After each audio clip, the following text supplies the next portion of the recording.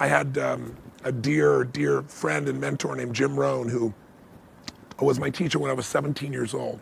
He gave me a way of looking at life that allowed me to not ask life would be easier, but to ask that I'd be better.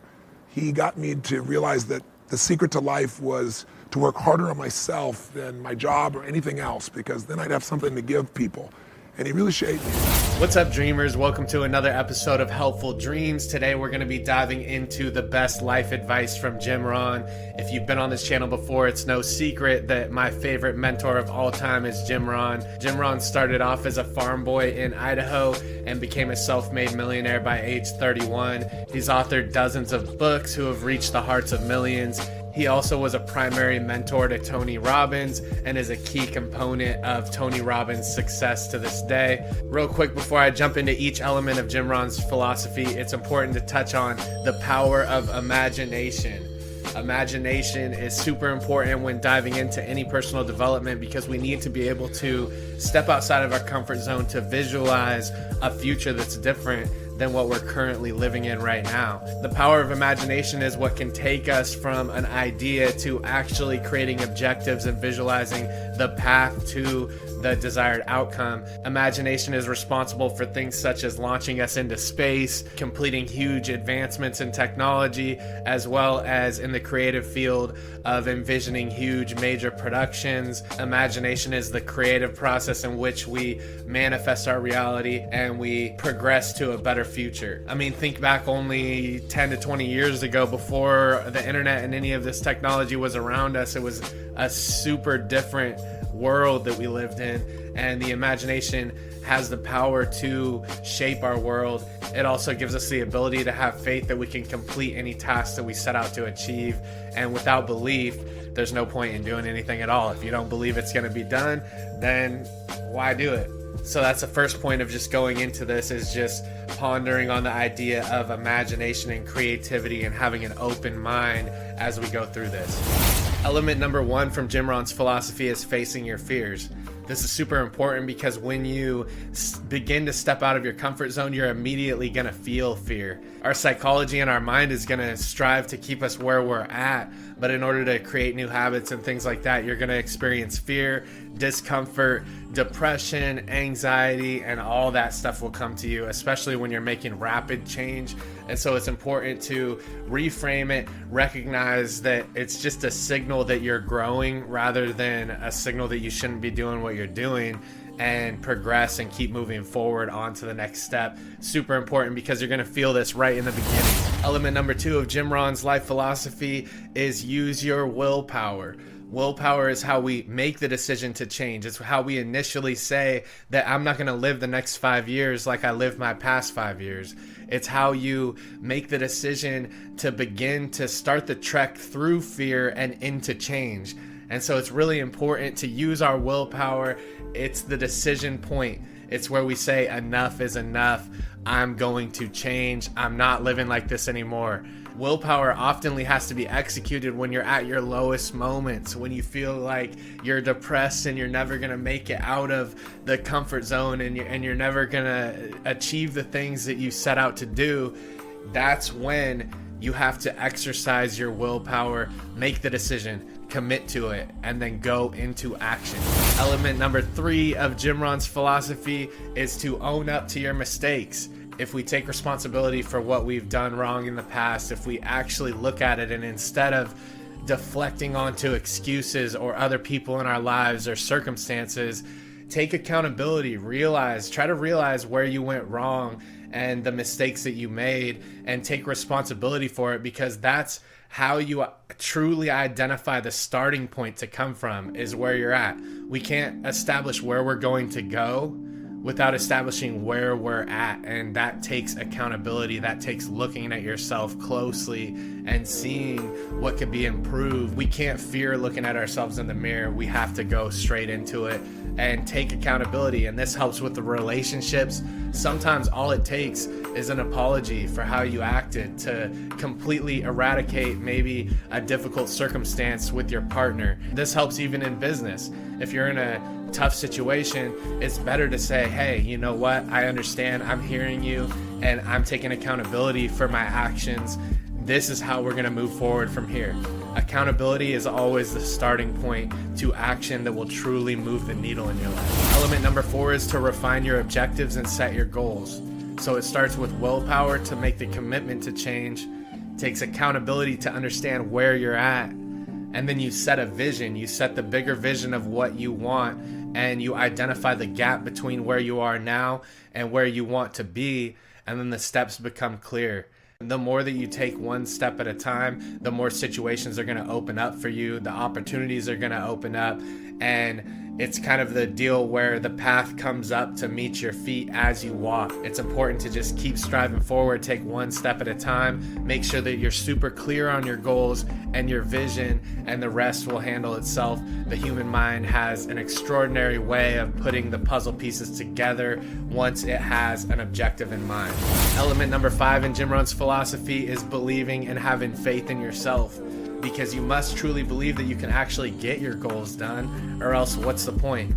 If you don't believe that it's going to be done, if you don't believe that you can actually do it, there's no point in really trying to start doing it, because your mind's just going to battle with you every step of the way. And so it's important to have a core belief in yourself, understand and look around at what is possible. Look at what has happened in the past and people who have came from nothing and done something, and understand that it is possible. They weren't extraordinarily different than you. At the core, they have the same amount of hours in a day that you do.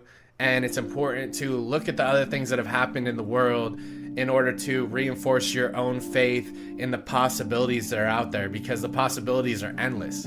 You just need to keep your mind focused, keep faith in yourself, step forward. And a lot of people don't give themselves enough credit. If you look back on things that you've accomplished and things that you've done in your life, you might not give yourself enough credit.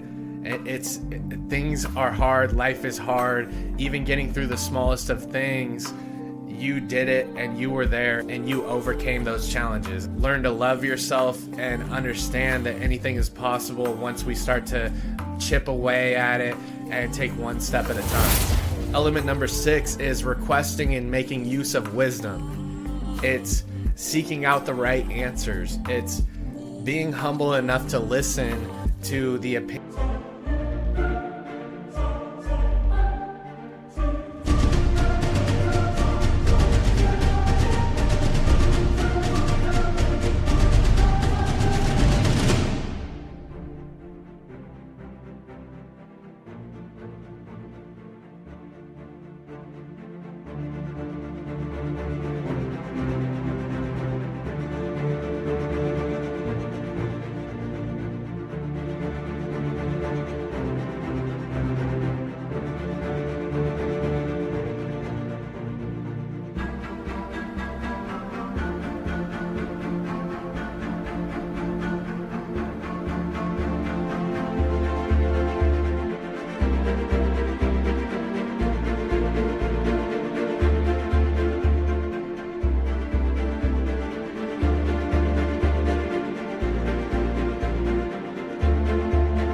Of others in an objective way, to where you're not instantly resisting what they have to say and throwing it out the door. You need to have an open mind, understand that there's a lot of people who have gone through what you've been through, and you must seek out wisdom. It's just like this channel. It's like things to keep your thought on track. It's like the books we read, the information we consume, and the people who are around us.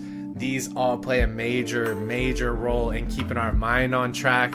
It can change the way that we feel about our lives. It can change the way we physically feel throughout the day. And it's just super important to chase wisdom. And instead of wishing it was easier, wish you were better. Wish for wisdom rather than knowledge. Wish for wisdom rather than just information. Wisdom means being open and having a humble mind. Element number 7 is putting your profits to work. Profits essentially are better than wages. Wages are related to your time, and there's nothing wrong with working and trading time for money. I'm not saying that, but when you're trading time for money, you're always tied to that time. And there's eventually a ceiling that you hit where you can't possibly work more hours in the day to make more money.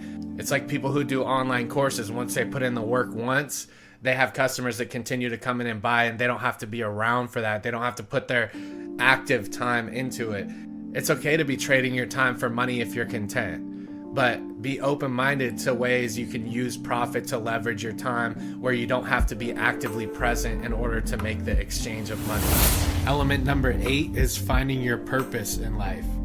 You want to find a place where you can serve with your God-given talents, and it's super important to be aligned with that, or else you risk going into burnout phases and losing motivation in life. And so it's important that we tap into our God-given talents in order to align with our natural biological wiring of our mind that tells us we need to contribute. And that is the path to happiness, is finding out a way to contribute and then staying consistent on how often you contribute to others and the world around you. And it also plays into legacy and will make you feel more comfortable when it comes your time to leave this world. You can look back and say that you served to the best of your ability, and it'll make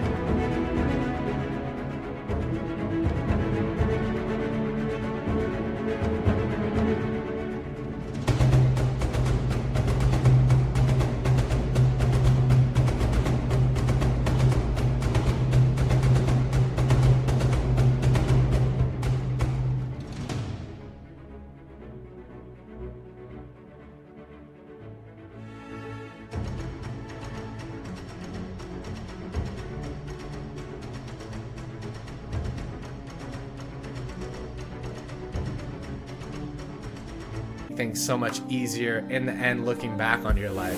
Element number 9 is expect honesty from yourself. You want to strive always to become someone that you can count on, not only that others can count on you, but you can count on yourself. And how you do this is by setting commitments and then executing on those commitments in the time given and building the confidence that you can actually get the tasks that you set out to do done. You don't want to set super huge expectations in the beginning. You want things that are going to be realistic for you to get done, but one thing per day to commit to and execute to will reaffirm that you can count on yourself to actually get things done, and this will supercharge your faith in yourself and your belief in your capabilities. Element number 10 is execute your disciplines. Disciplines are the small steps that if we do them one step at a time, we continue to create a new reality for ourselves.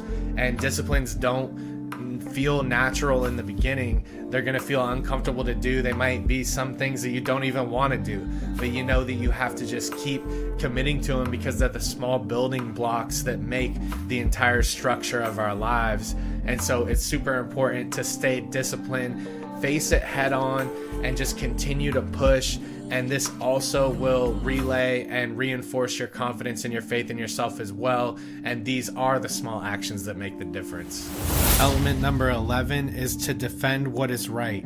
A lot of the times, the answers that we're seeking exist within us. If we take the time to truly ponder and look at our life from the outside, looking in, we will identify the things that are right and wrong in our lives. And it's important to stick behind that. When you get a feeling and your intuition is telling you the right answer and the elements of your life that are possibly holding you back, believe that voice, because oftentimes it's true. We have the ability to consciously be aware of the things that are holding us back. And so it's important to identify what is right and then stick behind what is right no matter what.